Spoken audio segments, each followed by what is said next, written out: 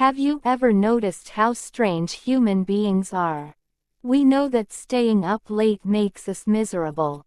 Yet we stay awake. We know that scrolling endlessly leaves us feeling empty.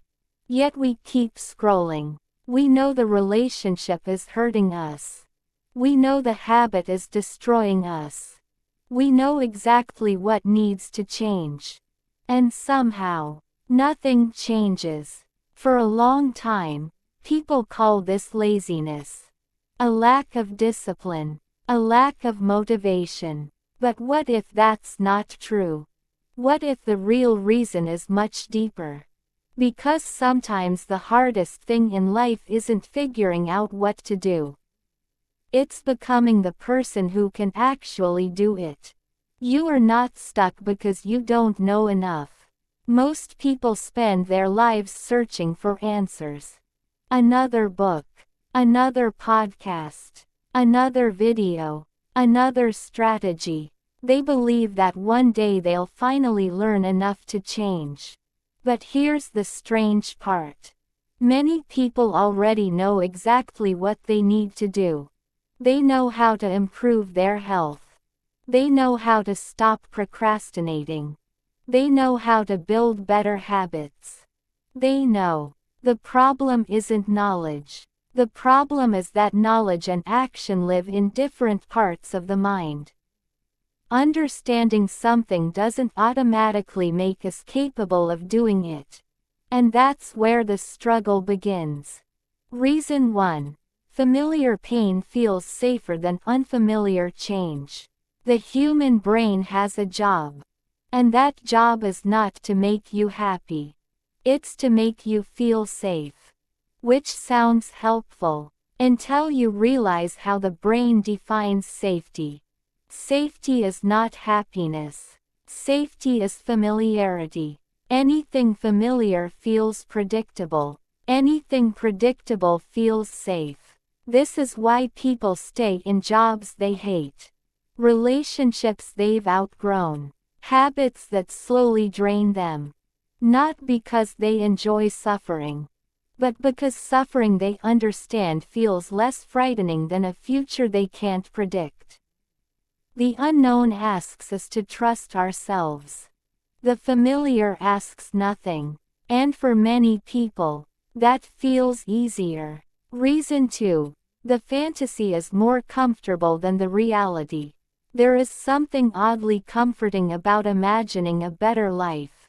Imagining the future version of yourself. The healthier version. The confident version. The successful version. Because imagination contains no risk. No embarrassment. No failure. No disappointment. Reality does. The moment you begin, the fantasy disappears. Now mistakes become possible. Now failure becomes possible. Now people can judge you. And that's why many people become trapped in endless preparation. They don't fear the work. They fear what happens when the dream meets reality. Think about the last promise you made to yourself. Maybe it was this year. Maybe it was this month. Maybe it was yesterday. I'll start tomorrow. At the time, you probably meant it. Most people do. So why does tomorrow keep disappearing? Because the battle was never between you and the goal. The battle was between two different versions of you. The version that wants growth. And the version that wants safety. Reason 3. Your identity protects itself. Most people think they act according to their goals. But psychology suggests something different. We act according to our identity. If someone secretly believes, "I'm not disciplined," their brain starts looking for evidence. If someone believes, "I'm always inconsistent," their mind begins proving that story true. Without realizing it, people become loyal to the person they believe they are. Even when that identity hurts them. Which means real change isn't just about changing habits. It's about challenging a story you've repeated for years. And stories don't disappear quietly. They fight to survive. Reason 4. Waiting to feel ready. Many lives are built around a dangerous illusion. The illusion of readiness. People believe that one day they'll wake up feeling confident enough, motivated enough, prepared enough, certain enough. But that day rarely arrives. Because confidence is usually not the cause of action. It's the result of action. Nobody feels ready before change. They feel ready after they've already started.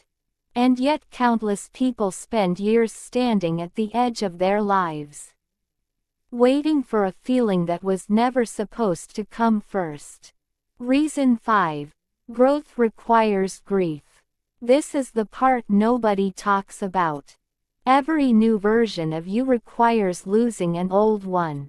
The old habits, the old excuses, the old identity, the old comfort zone. And even when those things hold us back, there is still a part of us that feels attached to them.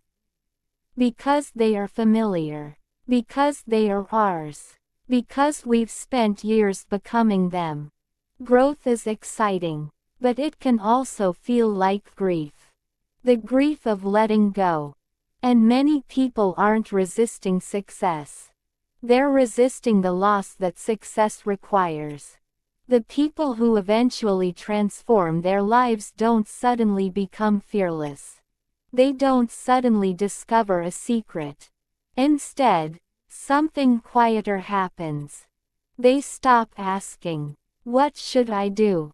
and start asking, "Who am I becoming?" That question changes everything. Because every action becomes more than an action. It becomes evidence. Evidence that a new identity is forming. One small decision at a time. Imagine a bird that spends its entire life inside a cage. The cage is small, uncomfortable, limiting, but familiar. One day the door opens. Freedom is finally available, yet the bird hesitates. Not because it loves the cage, but because it has forgotten how to trust the sky. Sometimes people are the same. We don't stay stuck because we love our limitations. We stay stuck because freedom feels unfamiliar. And unfamiliar things can be frightening. Even when they're beautiful. Maybe you are not waiting because you're lazy. Maybe you're not waiting because you're incapable. Maybe you're waiting because a part of you is trying to protect you. Protect you from uncertainty. Protect you from failure. Protect you from disappointment. And while that protection may have helped you survive, it may also be keeping you from becoming who you're meant to be. Because eventually there comes a moment when knowing is no longer enough. A moment when another book won't help. Another video won't help. Another plan won't help.